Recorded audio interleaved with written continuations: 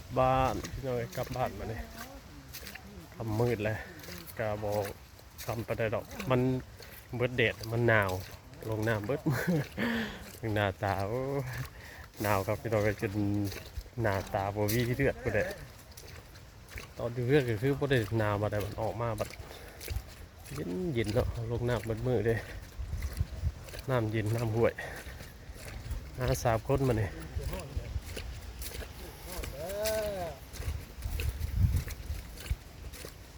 ย่างมาหารถ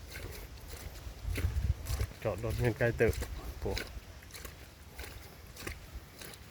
รถกะเอาไปบริหารมงตึกป่ามาไว้น้ำทางมาพักไปน้ำเถียงเพิ่นเป็นย่างไปหาน้องปลาบัดคอยขับมาเลย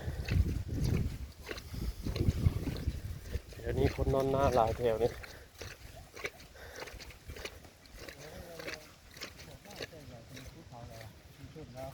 มันเข่ง